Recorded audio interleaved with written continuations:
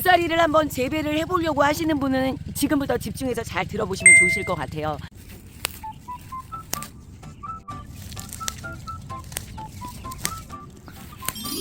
싹 다 갈아엎어주세요. 안녕하세요 들깨 아줌마. 오늘은요 고사리 밭을요 모조리 그냥 갈아엎었습니다. 그 이유 지금부터 알려드릴게요. 자, 여기는 들깨 아줌마가 재배하고 있는 고사리 밭인데요. 자, 오늘은 고사리 밭을요 관리기로 땅을 이렇게 갈아엎었습니다. 자, 작년에요 저희가 이 공간에 장마 때 흙이 이쪽으로 토사가 되면서 여기가 그냥 흙이 많이 쌓여 있었던 곳이거든요. 그걸 포크레인으로 작업을 해서 흙을 다 끌어다가 다시 넘겨주는 작업을 했는데 지금 요 공간이요 올해는 고사리가 전혀 보이질 않습니다. 그래서 오늘은 이렇게 고사리를 다시 심는 과정을 지금 하고 있습니다. 지금 보면요 요거는 이제 종근이고요. 고사리를 심으실 때는요 고사리의 뿌리 이 종근을 갖다 심으시면 되고요.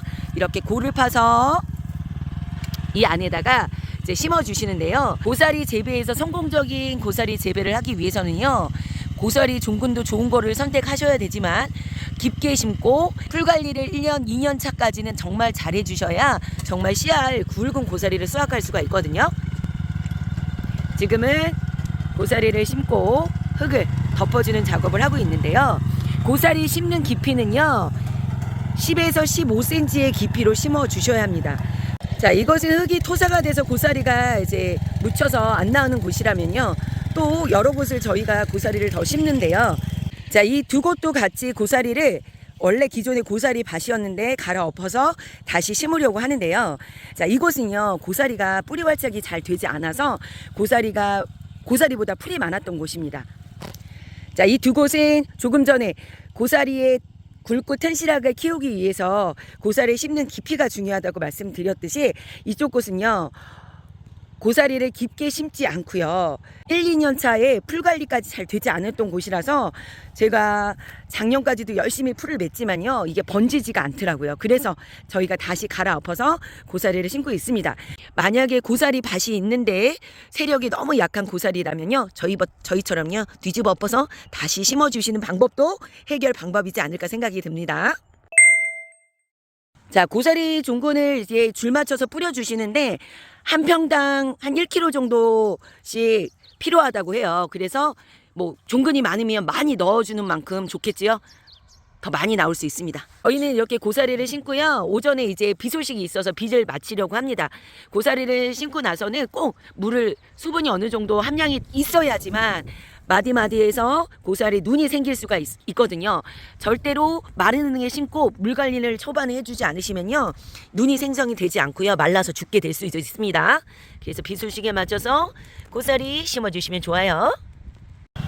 자, 흙을 복토해 주시고요. 복토해 준 그 고사리 심은 곳에 발로 조금 이렇게 공기층이 들어가지 않게 밟아주시면 좋습니다. 자, 이렇게 고사리를 이제 심어 주시고 나서 1년차, 2년차까지는 풀 관리를 하시고요. 3년차부터 이제 수확을 하셔야 정말 튼실한 고사리를 수확하실 수가 있거든요. 그때 풀 관리를 어떻게 하시냐면 저희는 무농약 인증 재배를 하기 때문에 풀약 같은 걸 하지 못해요. 보통 심고 나서 이렇게 노타리장 친 땅 위에다가요 풀이 나오지 않는 잎재를 갖다 뿌려주시면 일단 당분간 풀 관리가 좀 더 쉬울 수 있거든요. 또 하나 방법은요. 자, 여기를 보면요 고사리 떼가 몇 년 동안 쓰러진 게 이렇게 잡초 매트 역할을 하게 됩니다. 수확을 마치고 나면 이제 자동으로 지네가 이렇게 쓰러지게 되거든요. 이 고사리 떼를 그대로 냅두셔야 이 안에서 이제 풀을 보지 못하고 풀 관리도 될 수 있고 수분 유지가 될 수 있습니다. 그래서 저는 풀관리 초반에 1, 2년 차에 풀관리를 못했기 때문에 저기 아랫밭이 얕게 심고 풀관리가 안 됐기 때문에 좋은 고사리를 수확하지 못했잖아요. 그래서 저기를 어떻게 풀관리를 할 거냐면요 이제 고사리떼가 없기 때문에 고사리떼 역할을 만들어주는 볏짚을 갖다가 지금 뿌리려고 합니다. 자, 그렇게 되면 고사리떼처럼 두툼하게 대신 너무 얇게 덮으면요 효과를 제대로 보지 못하니까요 좀 도톰하게 볏짚을 활용하셔서 풀이 나오지 않게 만들어 주시면 수분 관리와 햇빛을 보지 못한 풀관리까지 될 수 있어서 좋습니다. 저는 아는 사람을 통해서요, 그 두루마리 화장실 같이 생긴 거가 보통 한 7만 원 정도 한다는 것 같은데요. 원가에 잘 주시기로 하셨어요. 저처럼요, 풀관리도 볏짚으로 한번 활용해 보세요. 고사리를 한번 재배를 해보려고 하시는 분은 지금부터 집중해서 잘 들어보시면 좋으실 것 같아요. 고사리를 재배하다 보니까 좋은 장점들이 여러 가지가 있거든요. 일단은요, 저희는 여기가 임야입니다. 임야 같은 경우는 이제 산 좀 아래쪽이라서 어떤 작물을 심을 때 멧돼지나 고라니 피해 이런 동물 피해를 많이 받기 쉬운 곳이라서요. 못 쓰는 활용도가 떨어지는 땅을 활용할 수 있는 게 첫 번째 좋고요.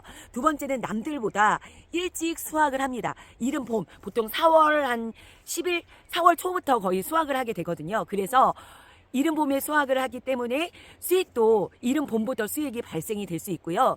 고사리를 수확해서 말린 다음에 1년 내내 아무 때나 판매를 할 수가 있기 때문에 또 이 또한 좋은 장점을 가지고 있고요. 아침에 수확을 하기 때문에 좀 더위에 노출이 조금 덜하고요. 그래서 일을 하시기에 조금 수월함이 있고요. 고사리는요, 병충해가 없다 보니까요, 뭐 약을 하거나 그런 관리하기가 너무 수월합니다. 그리고 처음에 투자 비용이 조금 적게 듭니다. 종근값만 들고 내 노동력으로 골파서 심어만 주고 나면요, 중간중간 풀관리는 당연히 해야 되겠죠. 이 풀관리 말고는요, 그 다음부터는 관리만 해주고 수확만 하면 되니까요, 매년 발생되는 비용이 많이 들지가 않거든요. 초보 농부들이요, 짜투리 땅 활용하시기에 적당한 양 심으셔서 재배하시기는 정말 좋은 것 같습니다.